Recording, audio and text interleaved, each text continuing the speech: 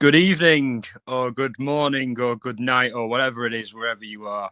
I'm glad you could join us this evening, or whatever it is, for a discussion about the possible Ukraine and Russia peace deal, along with the David D4VD, or whatever you want to call him, updates related to the Celeste Rivas Hernandez murder, along with a discussion and updates about Marjorie Taylor Greene and her announced resignation from Congress, and all the details surrounding that. So thank you for joining us this evening, or whatever it is for you when you see this, or where you're seeing it from. And we're going to get right into it. So off we go then. So we're going to start with Russia and Ukraine, which is a war that's been going on for God knows how long, 10 years. Did I give? Did you give Shutterin your email? I will do. I will do. I'll have a chat with him soon. But yeah, to talk about the Ukraine and Russia war, which has been going on for over 10 years at this point. It's only been recent that America has been, and the rest of the world's been funding it as much as it has. It was under the Biden administration that the funding really ramped up for Ukraine. So it's been a war that up until only really a few years ago, most Western countries like America, UK, haven't really felt the impact of, other than, the influx of refugees from Ukraine into countries, you know what I mean? That has been one thing that I think people have noticed. But the whole, the costs of things increasing, the lack of money for government services, which has been linked to the funding of this war by proxy. All of these issues are relatively new, but they've been hurting. And I think that the fact that the West has been funding Ukraine so much is what's motivated this peace deal. The fact that I think that we'll get into this more later, but I think that allegations of corruption surrounding Ukrainian President Zelensky have made it so that this peace has happened in a weird way. I think that the West has said to him in private, like Trump and Starmer in the UK and a few other leaders throughout the EU, have said to Zelensky that they don't want to keep funding this war for many reasons. But I think the principal one is that this perception, this impression that both he and Putin both have skeletons in their closet and both aren't the greatest of guys is prevalent. And that, if this perception of, oh, well, they're both not great leaders prevails, appetite for the funding of that war will cease. You know what I mean? And it already has ceased. I think that people have already been dealing with cost of living crisis and economic hardships for a long time. And I think that this war, the funding of foreign wars and other spending in terms of military spending, excessive military spending and expenditure, has angered a lot of people. And I think that they've realized that, and that this war isn't popular, you know what I mean, at all, in regards to funding it or fighting it. So I think that has aided in the peace, because I think that now Ukraine know that they're not going to get this bloated funding package from the West. They are more willing, Zelensky's more willing to talk peace, whereas in the past, he's saying now that there are proposals in the current draft of the peace deal that he finds acceptable, but there are other areas that he says needs to be worked on, and he's willing to go and meet with Trump to discuss this. So this is a complete shift from where he's been on previous peace plan proposals that have been submitted by the US government and other governments.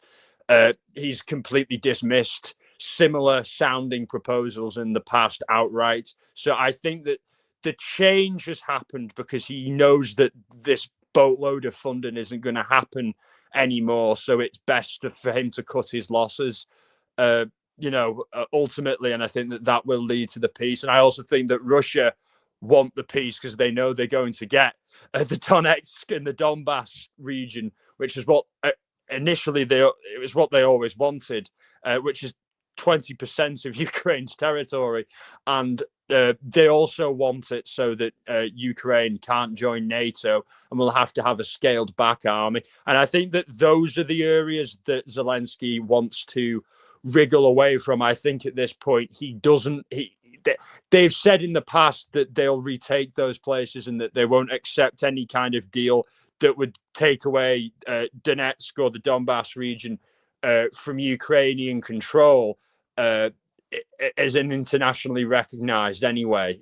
Not on the ground at all, obviously it isn't, but in terms of the ideas of the international community, would it be recognized as Ukraine or Russia? And in this peace draft, that it would be ceded to Russia and that Donetsk and the Donbass would officially become part of Russia, which is, that is going to happen. You know what I mean? I don't think that Zelensky wants to disagree with that. I think that for propaganda reasons, he was denying in the past that any such agreement to cede those territories to Russia would be off the table. But I think now he knows that there's no way that if they got it back, that they could hold it, because the people there fundamentally don't want to be under Ukrainian control.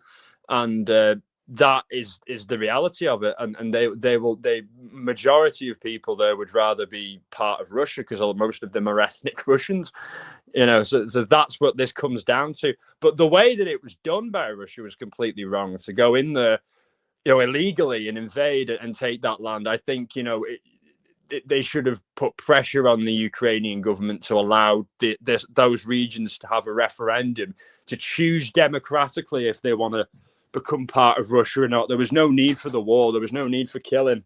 It could have all been settled democratically, or it could have been settled by dialogue. You know what I mean? I think that it all happened way too quickly, and Russia was way too eager to get in there and to do something.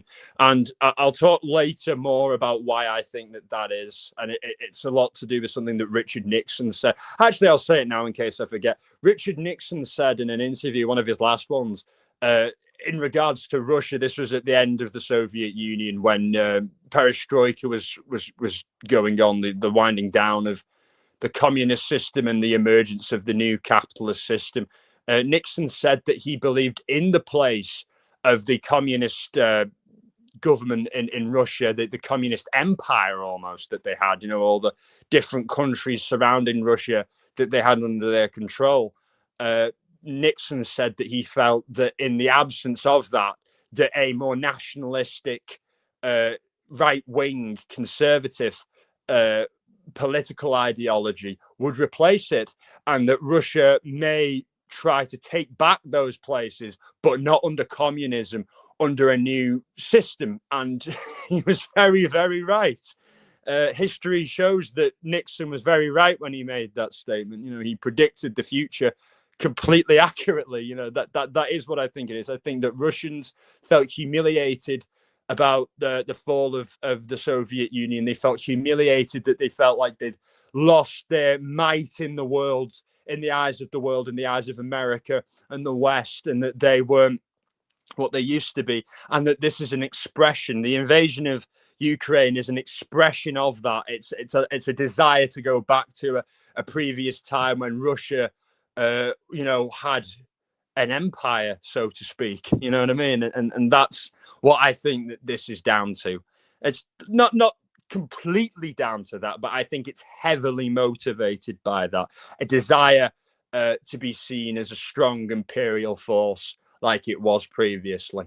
And it doesn't need to be. You don't have to be a great nation. You don't have to take other nations or conquer other nations. I don't think that needs to be the case. You just have to make it. I think a great nation is made by the quality, the standard of life of the people that's living there, not necessarily what they own in terms of the amount of land that they own. You know what I mean? I think it's about the quality of life, like the British Empire, for example. The British Empire and the Soviets. Well, the Soviet Union, to stick on point, the Soviets had boatloads of territory, but there are most people in Russia during the time of the Soviet Union were starving. You know what I mean? So uh, it doesn't mean masses of land doesn't make you a great country. You know what I mean? I think that's lost in the eyes of a lot of people. But Steve Witkoff, like uh, he's an advisor and he's like a correspondent, a diplomat who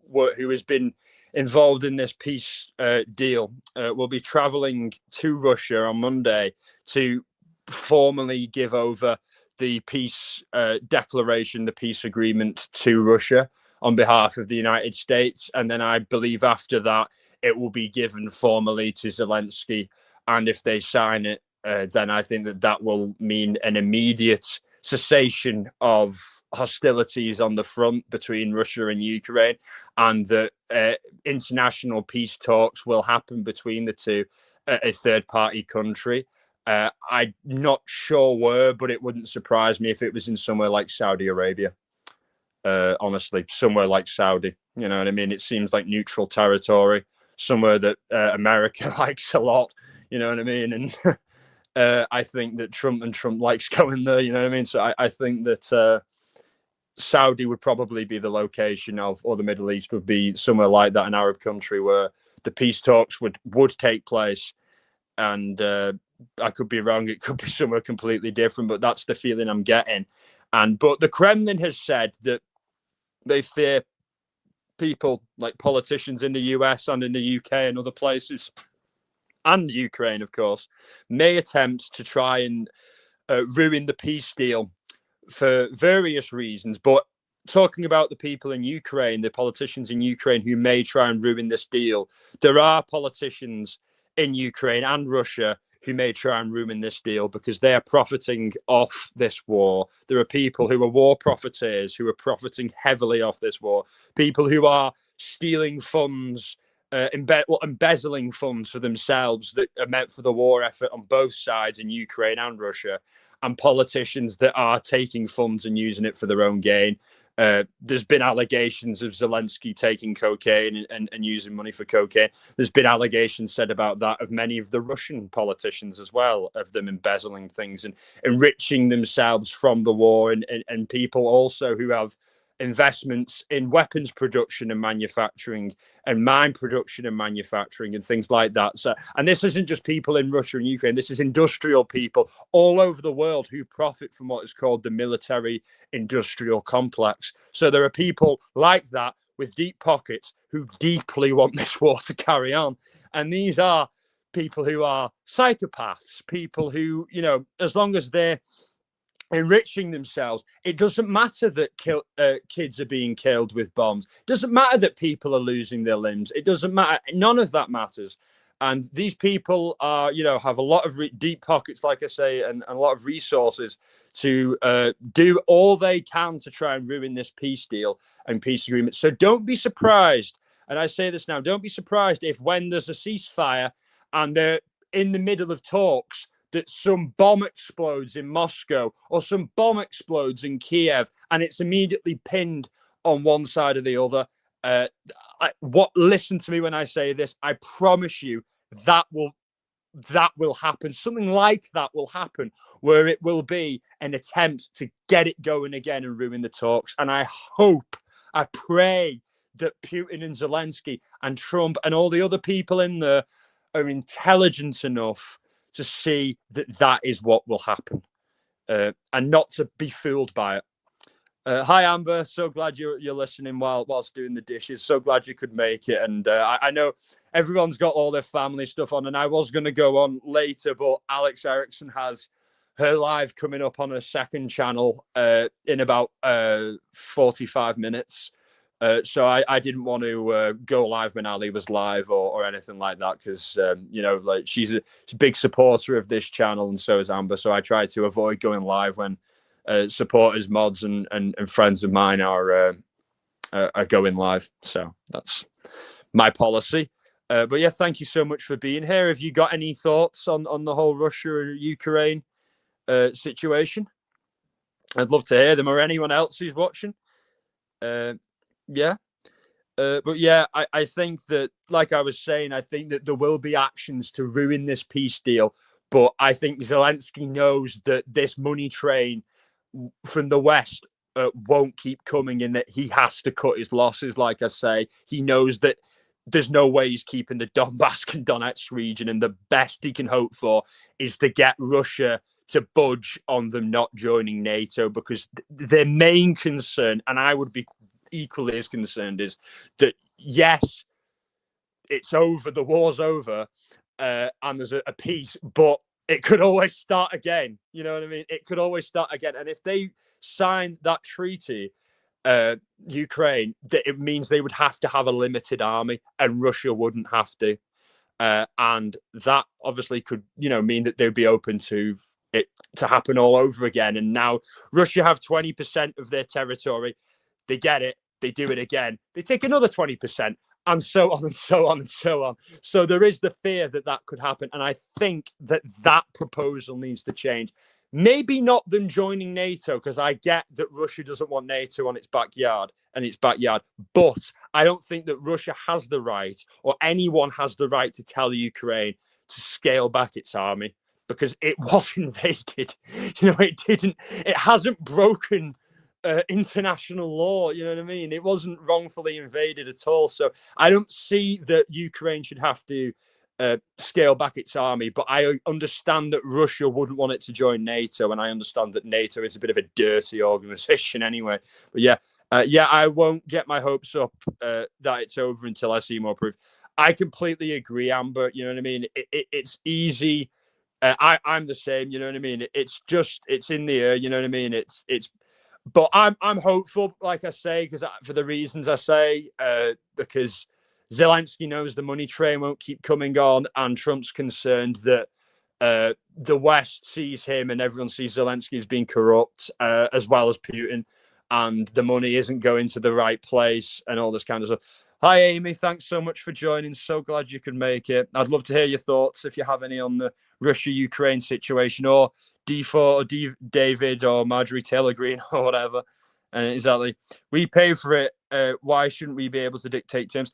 That is a good point. Exactly. It's America has funded this war. You know what I mean? And America is dictating these terms to him, and he knows that that's the case, and he knows he's going to have to bite the bullet and listen to it. Certainly, he's got no wiggle room on Donbass or Donetsk, because, like I said earlier in the live, the majority of people living there are ethnic Russians, and there's no way they can go back in, the Ukrainians, and establish any kind of order now that people have already tasted what life is like without a Ukrainian administration there. They like it. You know what I mean? So it's not going to happen. The only area I think he's got is that they can't limit the strength of the Ukrainian army. I think that them saying NATO out of the corner is a decent and fair compromise.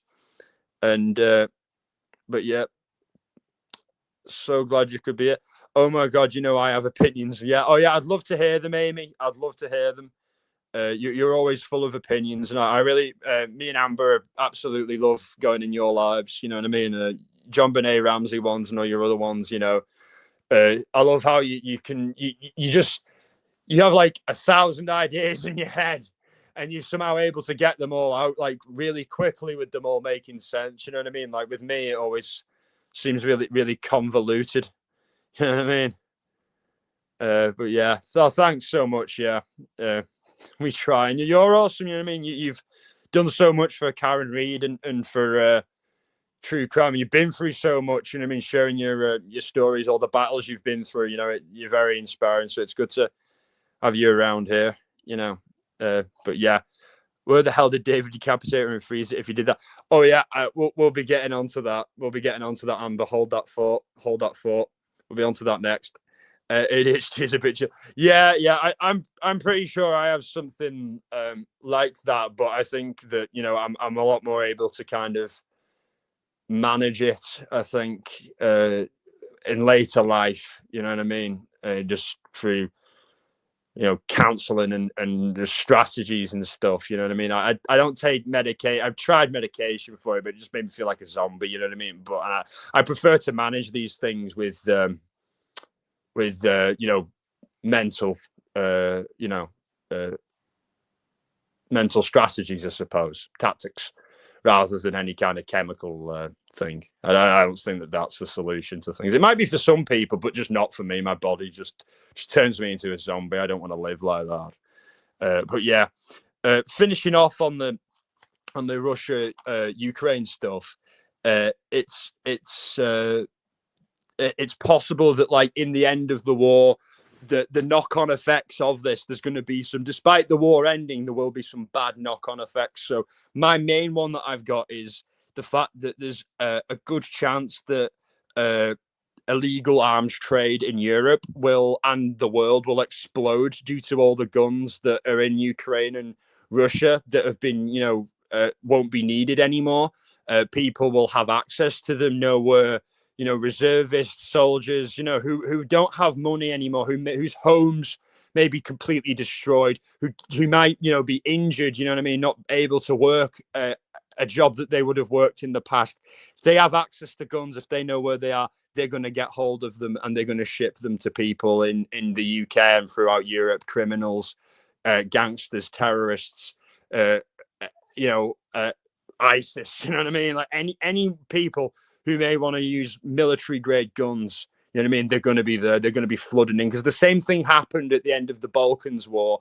Illegal arms flooded into the UK. I know that for a fact. All the Scorpion submachine guns, the PPKs, even, Mac 10s, even occasionally AKs, they were coming from Eastern Europe, you know what I mean? And also in Ireland, paramilitary groups like the IRA managed to get their hands on guns that were left behind from those Eastern European conflicts in the mid to late 90s. So expect a lot more shootings and gun crimes to occur in Europe after this war. And sadly, there will be a lot of PTSD, a lot of an increase in drug addiction and poverty due to, the trauma that people have gone through, losing their homes, losing their limbs, their lives, not losing their lives, losing the lives of their families, and things like that. So there's going to be a massive void in these areas that have been most affected by the conflict on the border regions of Russia and Ukraine.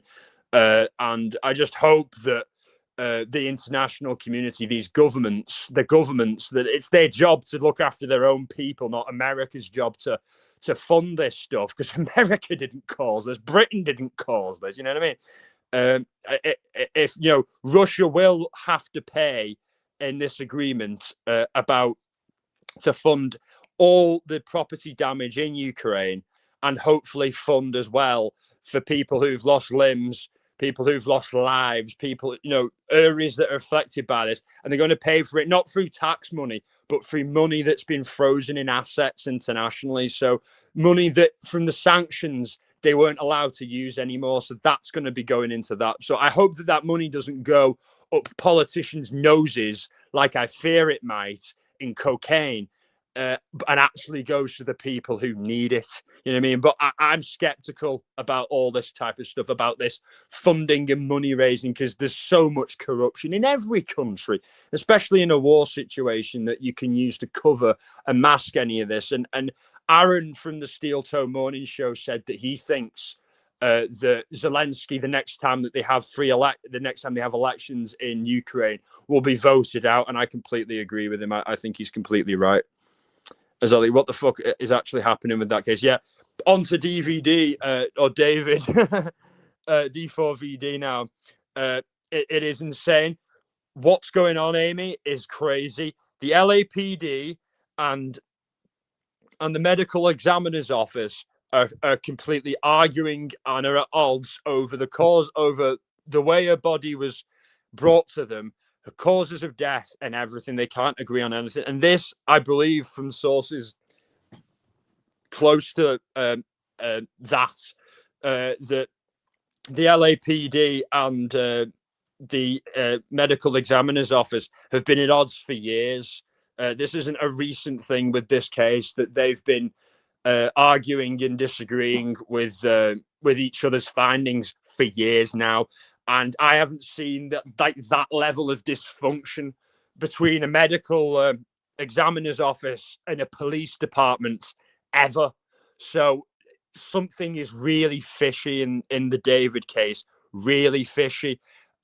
I think that there's been some kind that there's an elements within LAPD that are trying to bungle this thing, that are trying to protect him for whatever reason they are, whether his managers paid them off or they have leverage over some cops somehow.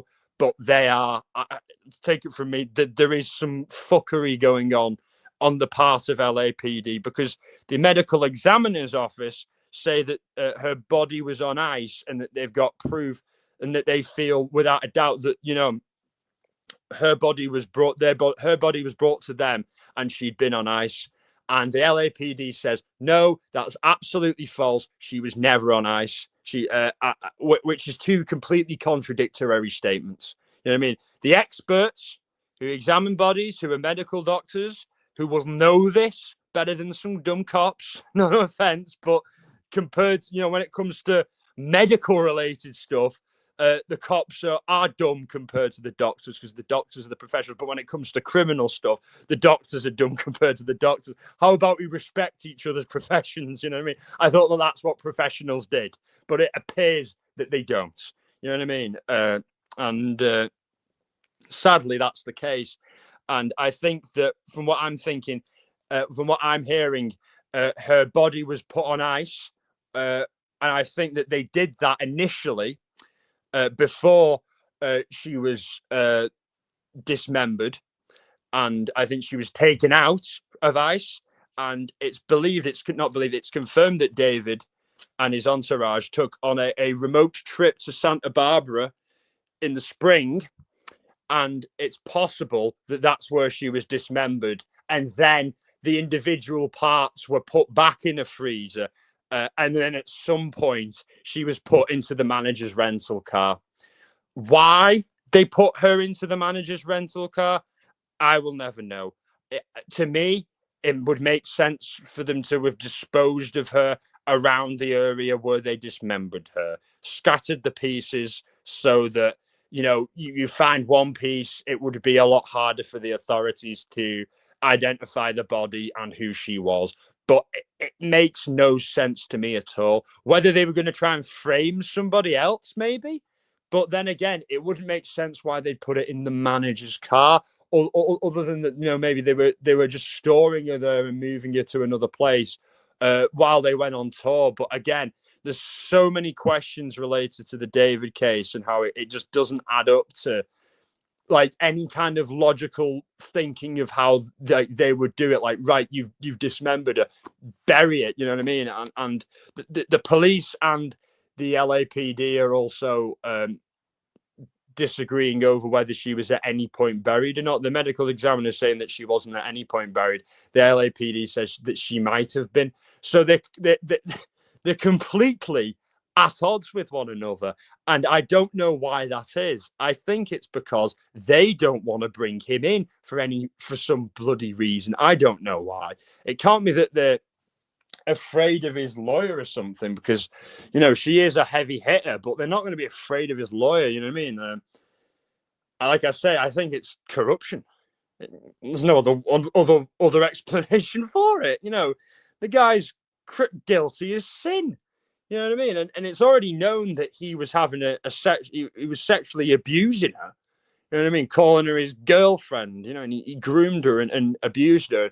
The fact that he's not already in, they couldn't charge him and arrest him for that and just get him in already and have him in there so he can't, you know, run away, and they can charge him, possibly charge him for murder or, you know, desecration of a corpse at a future date, but have him in there for God's sake already, so he doesn't run or do something else to possibly hide any more evidence that there is out there, like cell phone data, things that needs to be obtained or secured for a possible trial to secure a possible conviction.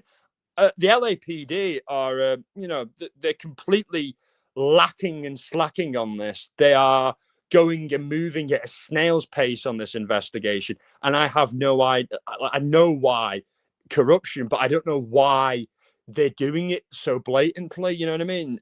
Any other case that we've looked into, when it's this blatant, they make a move. They make a move, and they haven't. They've just named that he is a person of interest. They haven't, interrogated him. He hasn't gone in for questioning with his lawyer. And why is that? You know what I mean? And I'd love to hear some of your opinions. Like I say, it's corruption, but why do you think? What do you think that? And you're allowed to not agree with me and think that it isn't corruption. You know what I mean? I'd love to hear anyone's thoughts on regarding that. You know what I mean? You're all welcome and free to have any kind of opinion you want.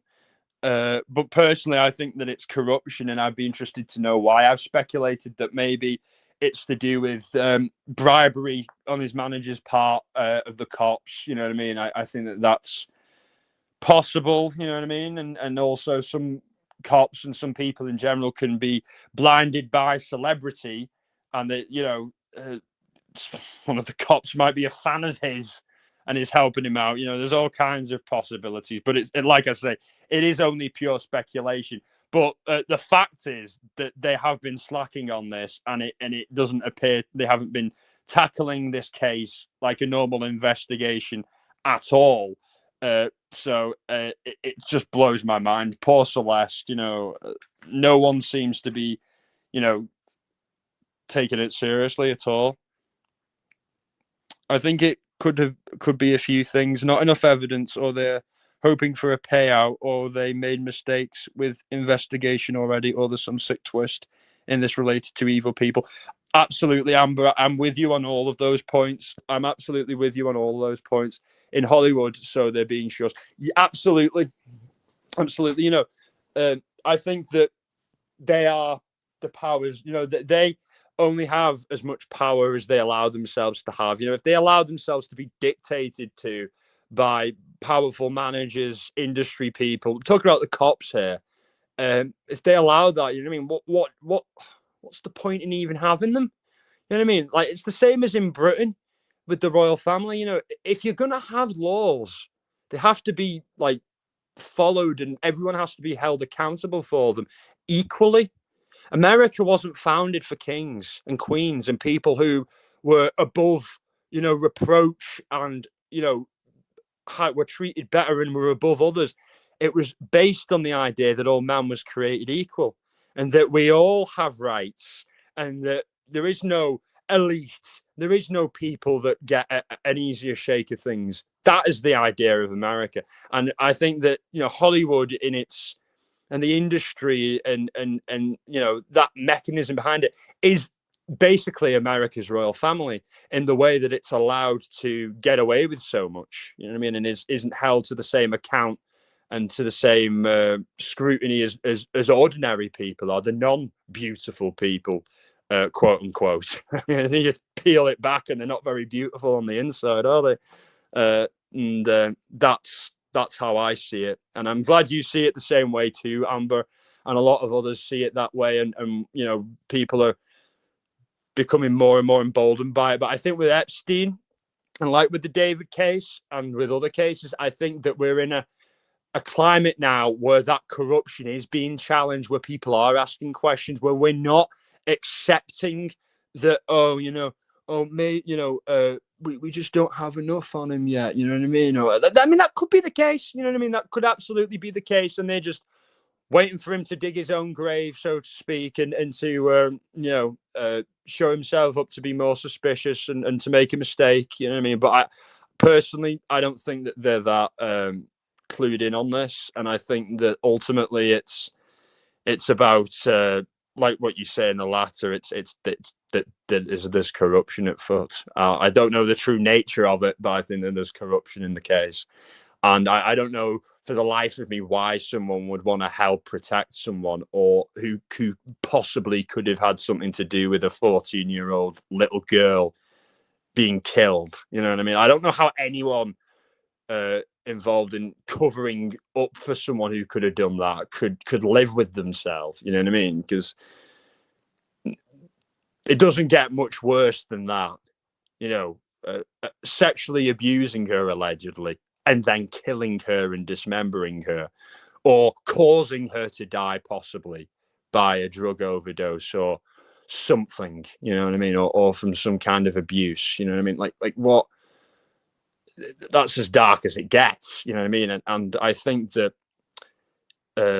more and more people are coming to realize that the people who are doing the darkest stuff, the sickest stuff, are for some reason the ones in our society who are at the top, who are doing well, who are successful. And you've got to ask yourself why that is.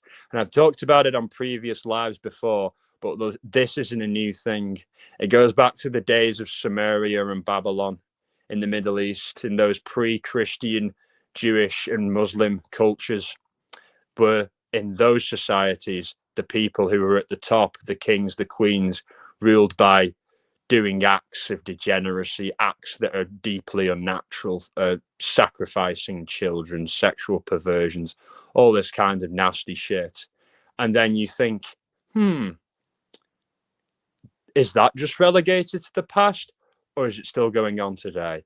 And the sad reality is, it's still going on today. The people at the top, not all of them, but sadly, a disproportionately large amount of them are into those types of things, are into the debauchery, the degeneracy, the abuse, the manipulation, the usury, the using, and we as a people who aren't part of that, who don't agree with that, have got to ask ourselves the simple question: do we like being part of the plan, or do we want to break from it, and do we want to create our own society, a new society that isn't dictated to by these people? You know what I mean? A new way of doing things, a new order.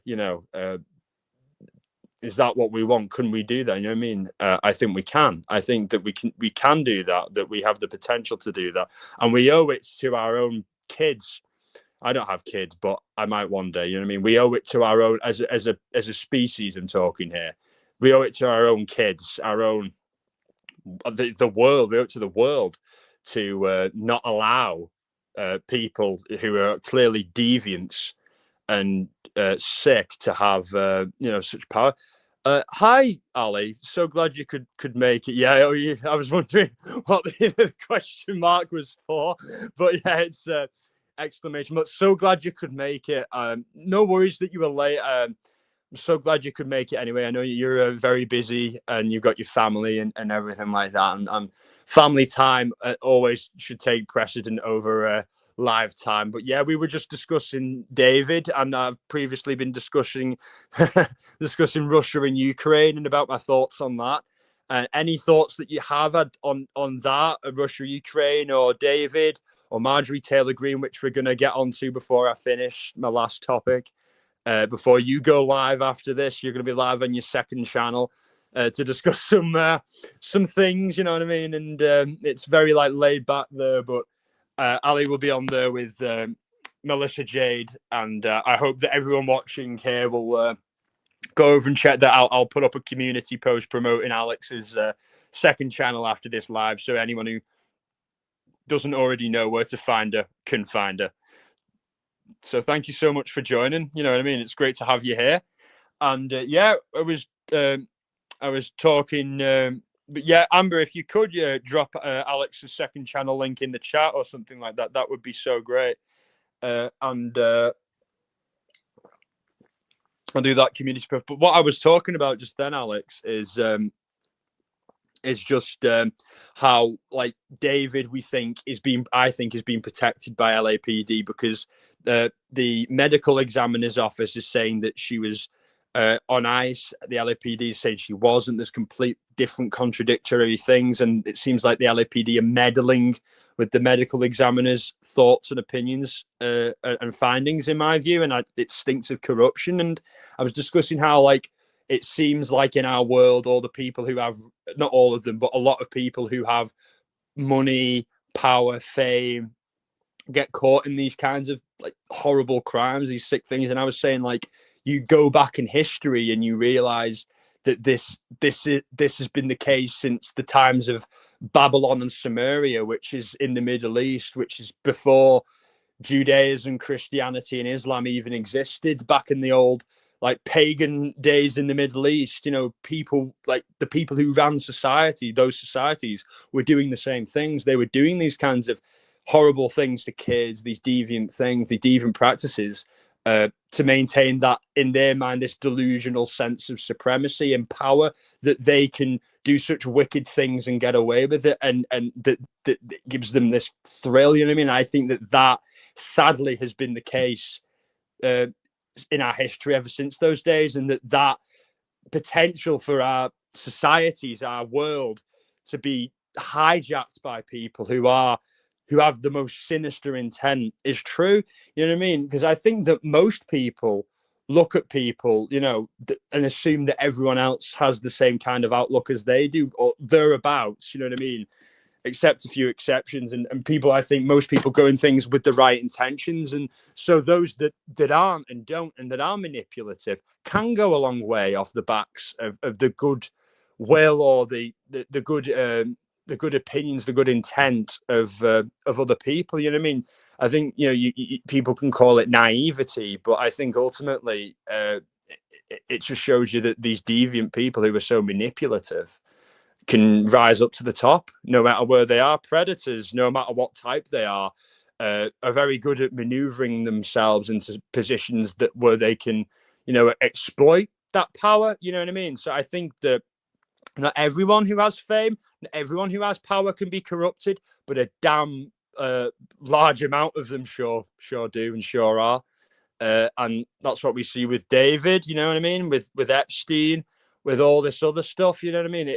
It's opening people's eyes, I think, to the fact that we have a choice in who we put in these positions in society, who we buy into, who we support, who we vote for, whatever.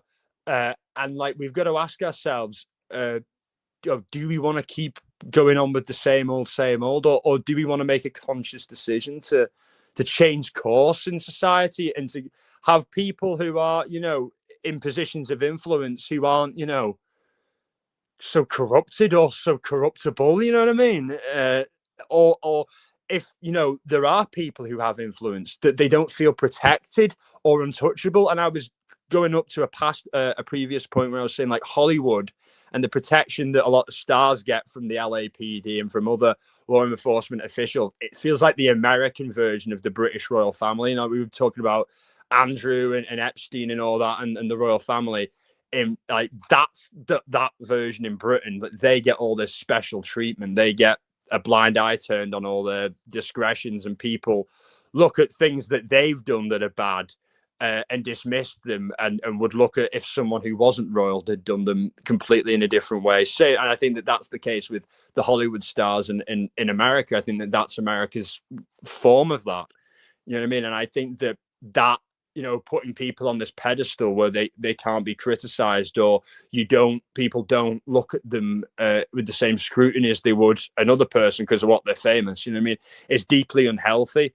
And I think it speaks to a negative kind of thing that we've got ingrained in our psyche, I think, all the way back from the days of kings and queens. You know what I mean? And I think something we need to get away from, and realize and reinforce that everyone is equal in the eyes of the law, and that everyone is equally accountable in the eyes of the law. You know what I mean? But yeah, no thoughts specifically. I mean, I'm over the war for sure. Oh, thanks so much, Jay. And you're very welcome, Alex. And I'm just glad you're here. And thanks, Amber, for dropping Alex's second channel link. And that's the channel. That's where I'll be after this live ends. I'll be hanging out over there, and I hope that everyone watching can join us. But yeah, and that's what I've been talking about. I've got everything for on David to discuss, and now I'm going to move on to my last topic of discussion for the evening, which is Marjorie Taylor Greene stepping down from Congress, which was a sad state of affairs, a sad announcement for me, because I'm a big fan of Marjorie Taylor Greene. As anyone who's been watching these lives recently know, I'm a big supporter of basically everything she stands for. She really speaks to what I want in a leader, and what I want in terms of economic policies and social policies. You know, I think she's a leader who's very moral, has a good understanding of, family values, and also has a good understanding of economics, and understands what it's like to come from not a very privileged background, and to, make something of yourself, and to know how that feels. And that's the type of person I would want as a leader. You know what I mean? She has all the qualities of a leader I look to, you know what I mean, and also the policy. So it's really sad that that she didn't have to, but she did. She stepped down from Congress, and I was notified about it whilst I was on live on Friday with Amber, and talking about various true crime cases, the Idaho case, the sad death of on the cruise ship of the young girl, and and also we were discussing about other true crime developments as well. So yeah, that was a great live, but it was a shock when I first heard it. But I kind of expected it. I feel she stepped down. Marjorie Taylor Greene stepped down, I think, due to threats and lack of support from her party at a congressional level. It felt like she was getting more support from the Democrats in Congress for doing what she was doing, for exposing the Epstein list, and for exposing Trump and other Republicans and other Democrats for not pushing for the release of the list, and for being cowards and protecting abusers and traffickers, and going against the wishes of the American people and the world.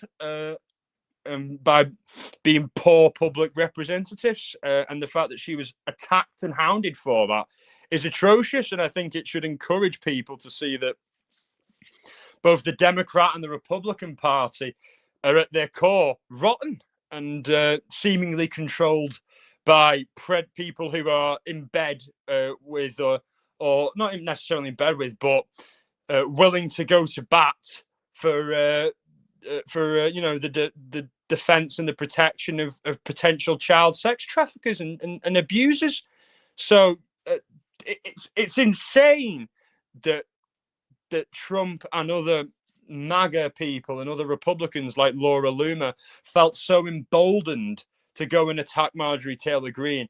But it's great that Marjorie Taylor Greene got a lot of support in Congress from some Democrats, and obviously got a lot of support at the Senate level from many Republicans who supported her, and Democrats at the Senate level as well who've supported her. And Amber, you're very right. Bunch of traitors on both sides. And I think, honestly, I think that, moving forward, I think Marjorie Taylor Greene should found a new party, and should take some Democrats with her and some Republicans with her, and found a new party, and focus on running elections at a local level, like city and town council, and in the Senate, and as gubernatorial. Oh God, I forget how. Gubernatorial elections is the word. I was struggling with that word. And focus building locally, and then maybe one day moving into Congress. But I think that it would be a great idea as a resistance against the two-party dictatorship system that America has to live under, and many other countries have to live under. If you think about it, we only get one more choice than the communists do in China and in North Korea, and really they both really serve the same, kind of masters at the end of the day. If you look into the whole shadow government theory and things like that, that's what I believe. They serve big business, and they serve the military-industrial complex, and they serve Israel, it seems.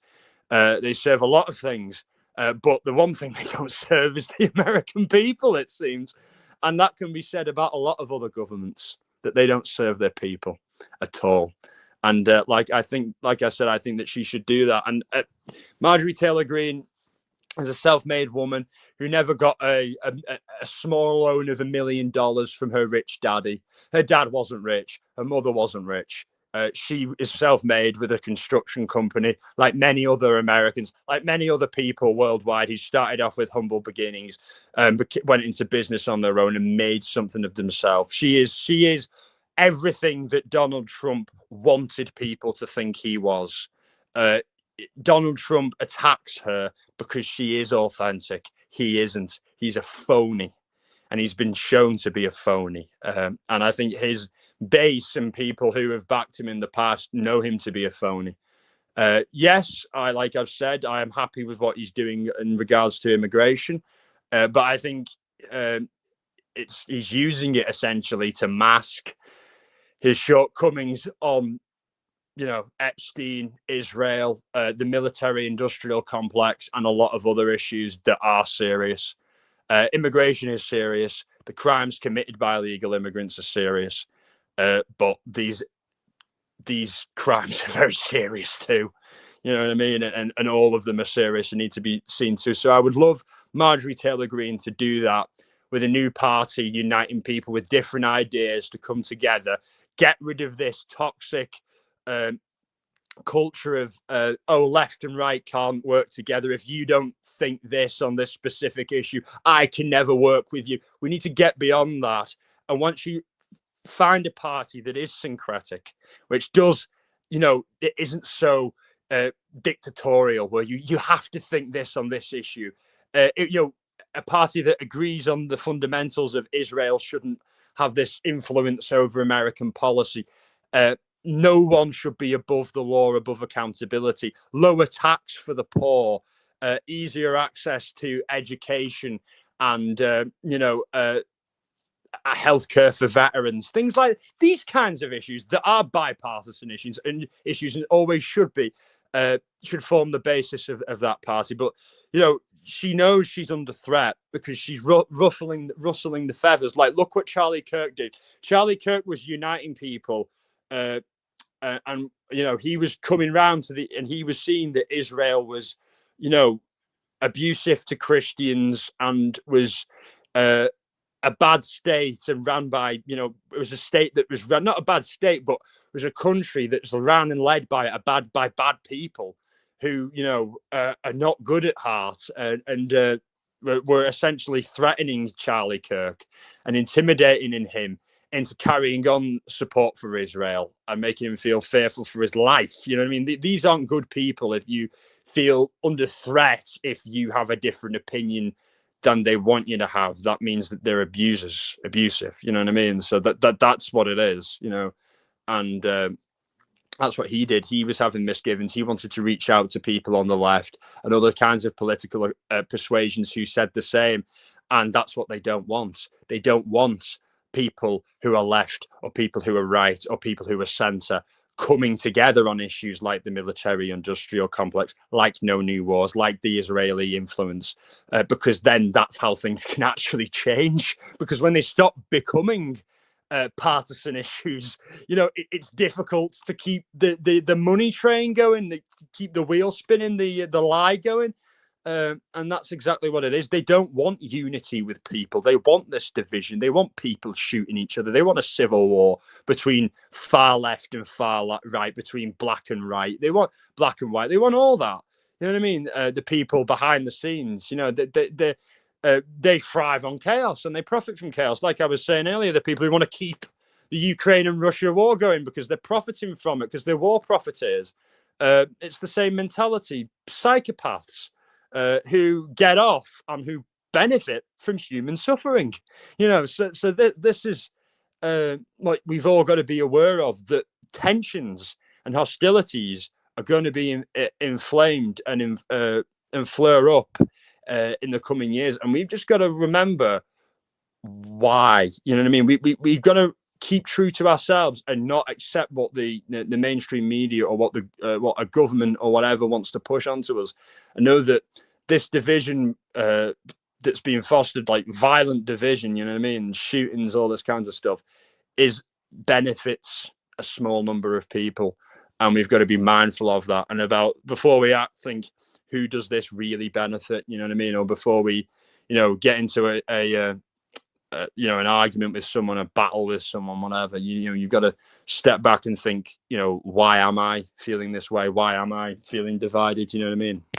And I think that's a key message. And Marjorie Taylor Greene's been speaking out on The View and on a lot of other places about how she wants to get rid of that from politics. She wants to get rid of that. She wants different people from different parties to be able to come together and to work together on issues that are important, and to get rid of the toxicity that people don't want from their leaders. They want things to get done. They want improvements to be made, and improvements can't be done with this current toxic political culture we have, where, you know, if someone doesn't agree with you, people think, you know, it's the right idea to go and shoot somebody. You know what I mean? Like, what kind of world is it?